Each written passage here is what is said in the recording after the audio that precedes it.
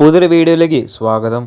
ആദ്യത്തെ കാര്യം എന്താണെന്ന് വെച്ചാൽ ISL 10ാം സീസണിൽ കേരള ബ്ലാസ്റ്റേഴ്സിന് വേണ്ടി കളിച്ച ഒരുപാട് താരങ്ങളുടെ കോൺട്രാക്റ്റ് ഇന്നത്തോടെ അവസാനിച്ചിട്ടുണ്ട്. അതുകൊണ്ട് തന്നെ ടീമിലെ പല താരങ്ങളും ക്ലബ്ബ് വിട്ടതിൻ്റെ ഒഫീഷ്യൽ പ്രഖ്യാപനം കേരള ബ്ലാസ്റ്റേഴ്സ് ഇന്നായിരുന്നു പുറത്തുവിട്ടിട്ടുണ്ടായിരുന്നത്.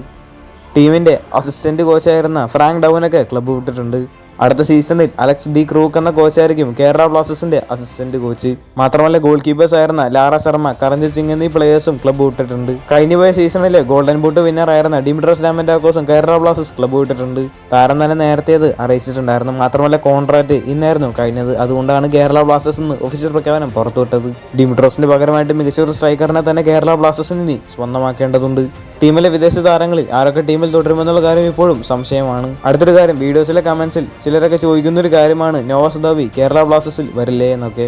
താരം എന്തായാലും കേരള ബ്ലാസ്റ്റേഴ്സിലേക്ക് വരുമെന്നുള്ളത് 100% ഉറപ്പായിട്ടുള്ള കാര്യം തന്നെയാണ്. എന്നാൽ താരത്തിന്റെ അനൗൺസ്മെന്റ് എന്തുകൊണ്ടാണ് ഇത്രയധികം ഡിലേ ആകുന്നത് എന്നാണ് സംശയിക്കുന്നത്. ഉടനെ തന്നെ നോവയെ സൈൻ ചെയ്തതിന്റെ ഒഫീഷ്യൽ പ്രഖ്യാപനം കേരള ബ്ലാസ്റ്റേഴ്സിന്റെ ഭാഗത്തുനിന്ന് ഉണ്ടായേക്കും. 2+1 ഡീലിലാണ് നോവയെ കേരള ബ്ലാസ്റ്റേഴ്സ് സൈൻ ചെയ്തിട്ടുള്ളത്. നോവയെ സൈൻ ചെയ്തതിന്റെ ഒഫീഷ്യൽ പ്രഖ്യാപനത്തിനായി നമുക്ക് കാത്തിരിക്കാം. താരം അടുത്ത സീസണിൽ എന്തായാലും കേരള ബ്ലാസ്റ്റേഴ്സിന് വേണ്ടി തന്നെ കളിക്കും.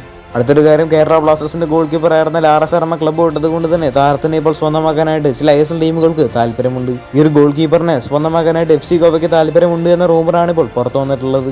കേരള ബ്ലാസ്റ്റേഴ്സിന് വേണ്ടി കളിക്കാനായിട്ട് താരത്തിന് ലഭിച്ച അവസരങ്ങളിലെല്ലാം താരം മികച്ച പ്രകടനം തന്നെ പുറത്തെടുത്തിട്ടുണ്ടായിരുന്നു. എന്തായാലും ലാറ ശർമ്മയെ FC ഗോവ സ്വന്തമാക്കുമെന്നൊക്കെ നമുക്ക് കാത്തിരുന്ന് തന്നെ കാണാം. കൂടുതൽ ISL-മായിട്ടും കേരള ബ്ലാസ്റ്റേഴ്സുമായിട്ട് ബന്ധപ്പെട്ട വാർത്തകളൊക്കെ അറിഞ്ഞായിട്ട് ചാനൽ സബ്സ്ക്രൈബ് ചെയ്യുക. അടുത്തുള്ള ബെല്ലൈക്കൺ ഓപ്ഷൻ ചെയ്യാൻ മറക്കരുത്. അടുത്തൊരു വീഡിയോ ആയിട്ട് നമുക്ക് വീണ്ടും കാണാം.